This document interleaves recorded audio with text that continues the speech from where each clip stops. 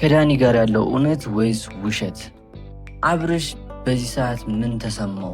ሩታ እንዲያደረገችኝ ለማለት ካልሆነ በስተቀር ዳኒ በዚህ ሰዓት እንደዚህ አይነት መረጃ ይዞ የመጣው ለምንድን ነው የሚለውን ነገር ሁላችንም መጠየቅ መቻል አለብን። ቤተሰብ ሰላም ሰላም፣ ጤና ይስጥልኝ። እንዴት አላችሁ ቤተሰቦች?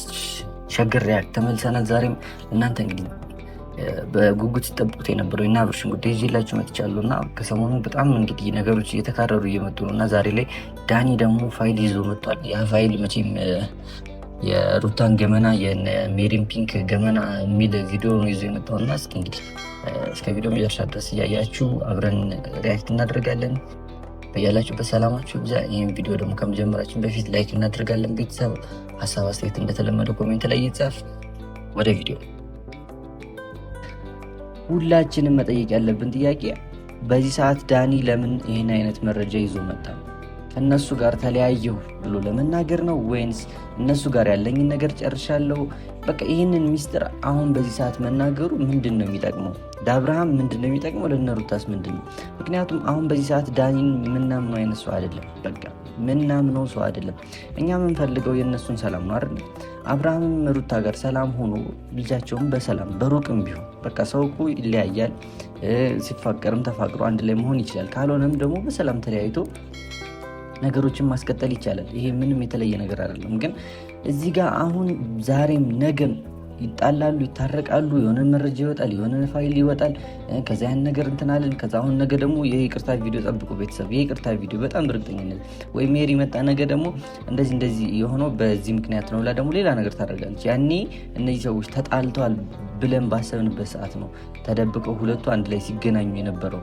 አሁን በዚህ ሰዓት ዳኒ ያንን ፋይል ይዞባቸው የጠበቃቸው ዛሬ ላይ እሱ ራሱን ነፃ ለማውጣት ዛሬ ላይ እሱ በእኛ በተመልካቾች አይን እንዳይጠላ ያለውን ነገር ለማስተካከል ነው። በቃ ዳኒ የሁሉንም ጉድ እንደዚህ ይዤ መጣው ብሎ ለመናገር ያስደፈረው ይሄን ብቻ ለማድረግ ስለፈለግ ነው። በቃ ራሱን ለማንጻት ራሱን ከኛ አይን ለማንሳት በቃ ያንን ማድረግ ስለሚፈልግ ነው እንጂ ለአብርሃምም ማስቡ አይደለም፣ ለሄርሜላ ማስቡ አይደለም፣ እሱንም እንትን ለማለት አይደለም። በቃ ለራሱና ለራሱ ጥቅም ሲል ብቻ ነው ይሄን ነገር ያደረገው። ቤተሰብና ሁላችሁም እንድትረዱት የምፈልገው ነገር ይሄንን ነው። በጣም በጣም በጣም በቃ መሰሪ የሆነ ልጅ መሆኑ የምታስቡት ማለት ነው ዳኒ በዚህ ነው።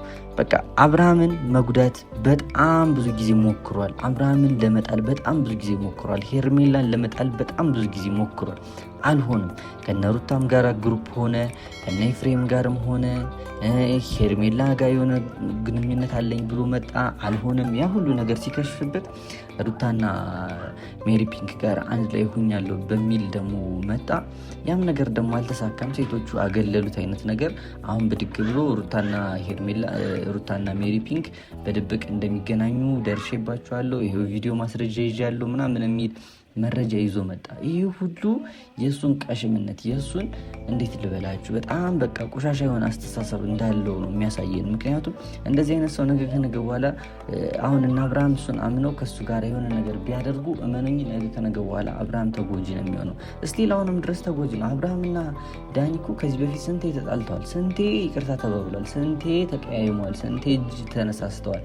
በሩታ ጉዳይ፣ በሄርሜላ ጉዳይ፣ በኤፍሬም ጉዳይ በጣም ብዙ ጊዜ እነዚህ ሰዎች ተጠላልተው በጣም ብዙ ነገር ተባብሎ ነበር እና ዛሬ ላይ ደግሞ አሁን እዚህ ጋር አብርሃምን መጡ በቪዲዮም ይሁን በፎቶ ሊሸነግለው እየሞከረ ነው። እኔ እንዲሁም እና አብርሃም ኤአይ ነው ብሎ ይካረራሉ ፈርቼ ነበረ። ኖታል ይመስለኛል። እና ነገ ከነገ በኋላ ደግሞ እነ ሩታ አሁን ዛሬ ላይ የተሰጣቸውን ማስረጃ ያመኑ ይመስላሉ። ቤተሰብ አምነዋል በቃ። ስለዚህ ምንም መልስም ያላቸው አይመስልም። ግን በቃ ተገናኝተናል የሚል ድርቅ ያለ መልስ ነው ሩታ የሚሰጠችው።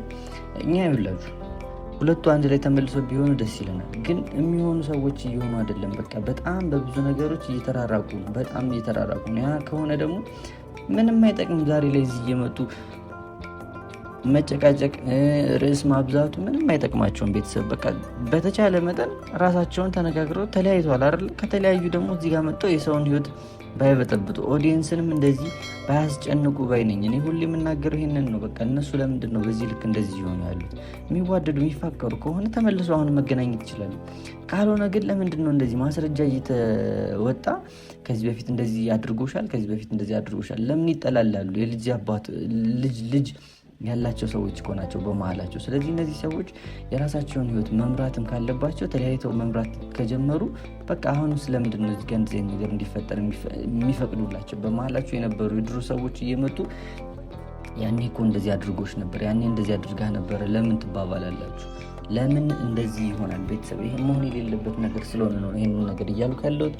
እናንተም ሁላችሁም ኮሜንት ላይ እየገባችሁ እንድትጽፉላት ትፈልጋለሁ ሩታም ይሄን ነገር አይታ ደግሞ ማስተካከል ያለባት ነገር እንድታስተካከል፣ ከነዚህም ሰዎች መራቅ ካለባት እንድትረቅ፣ አብርሃምን በዛው ልክ በቃ የራስህን ህይወት እንድትኖር፣ ሄርሜላን መርጠሃል፣ ሄርሜላ ጋር መኖር ካለብን ሄርሜላን ይዘህ ቅንጥስ በል። ከዚህ በኋላ መጣ እነሱ ጋር የምትጨቃጨቅበት ነገር ምንም አይነት ጉዳይ አያስፈልግም። ይሄን ነገር ነው መናገር እንፈልገው። ቤተሰብ እስከ ቪዲዮ መጨረሻ ድረስ አብራችሁኝ ስለቆያችሁ ከልብ አመሰግናለሁ። በቀጣይ በሌላ ቪዲዮ እስከምንገናኝ ድረስ በያላችሁበት ሰላማችሁ ይብዛ። ሀሳብ አስተያየታችሁን ኮሜንት ላይ ጻፉልኝ። ይመቻችሁ።